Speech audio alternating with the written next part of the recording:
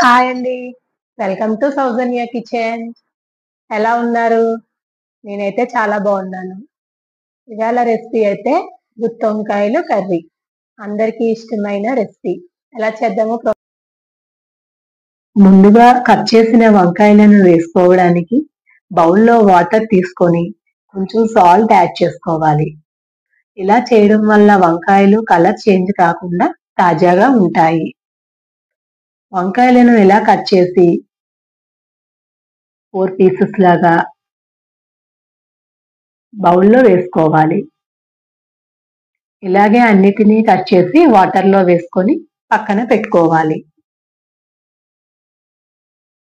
ఇప్పుడు మసాలా కోసం స్టవ్ మీద ప్యాన్లో 1 టేబుల్ స్పూన్ ధనియాలు, 1/2 టీ స్పూన్ జీలకర్ర, 1/2 టీ స్పూన్ మెంతులు వేసి ఒకసారి కలుపుకొని 2 టేబుల్ స్పూన్స్ పల్లీలు వేసి వేయించుకొని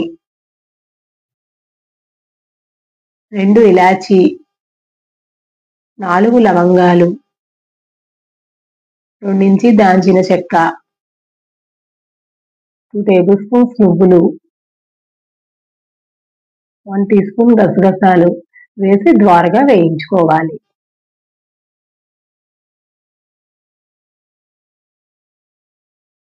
ఇలా వేగిన తర్వాత మిక్సీ జార్లో వేసి గ్రైండ్ చేసుకొని పక్కన పెట్టుకోవాలి. ఇప్పుడు మరొక మిక్సీ జార్లో ఒక పెద్ద సైజ్ ఆనియన్, ఒక పెద్ద సైజ్ టమాటో, 4 పచ్చిమిర్చి, 2 స్పూన్స్ కొబ్బరి పొడి, కొంచెం కొత్తిమీర, కొంచెం అల్లం, 5-6 వెల్లుల్లి రెబ్బలు, చిటికెడు పసుపు, 2 స్పూన్స్ కారం వేసి గ్రైండ్ చేసి దీనిలో మసాలా పొడిని యాడ్ చేసి బాగా మిక్స్ చేసి ఒక బౌల్లోకి తీసుకోవాలి.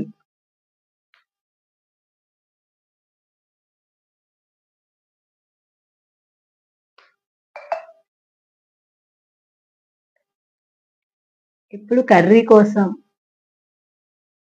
స్టవ్ మీద ప్యాన్లో 4 టేబుల్ స్పూన్స్ ఆయిల్ వేసి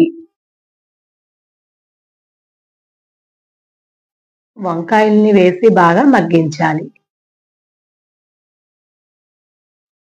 హై ఫ్లేమ్లో ఒక 3 మినిట్స్ ఈ వంకాయల్ని కొంచెం మగ్గించుకొని పక్కన పెట్టుకోవాలి. ఇప్పుడు కర్రీ కోసం మరొక ప్యాన్లో 2 స్పూన్స్ ఆయిల్ వేసి కొంచెం పోపులు వేసి కలుపుకొని కరివేపాకు కూడా వేసుకొని ఇప్పుడు ఈ పేస్ట్ని ప్యాన్లో వేసి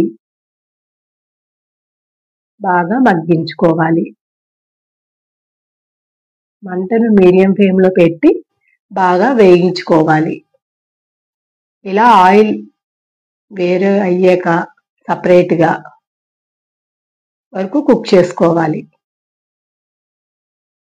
ఇప్పుడు ఈ ఫ్రై అయిన వంకాయలను వేసి ఒకసారి కలుపుకొని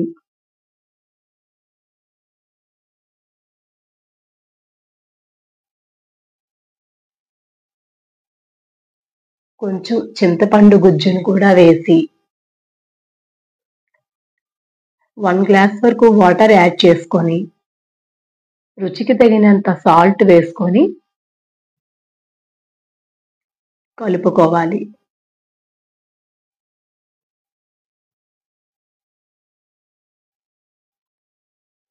గ్రేవీ అనేది మనకి ఇలా ఉండాలి. మరీ థిక్ అవ్వకూడదు, అలా అని మరీ పల్చగా కూడా ఉండకూడదు. ఇప్పుడు మూత పెట్టి ఒక 5 మినిట్స్ కుక్ చేసుకోవాలి. ఇలా మనకి ఆయిల్ అనేది పైకి తేలాలి. ఇలా ఉడికించుకుంటే గుత్తి వంకాయ కర్రీ అనేది చాలా టేస్టీగా ఉంటుంది. ఇంకెందుకు మరి ఆలస్యం, మీరు కూడా ట్రై చేయండి. లాస్ట్ లో కొత్తిమీర వేసి సర్వ్ చేసుకోవడమే.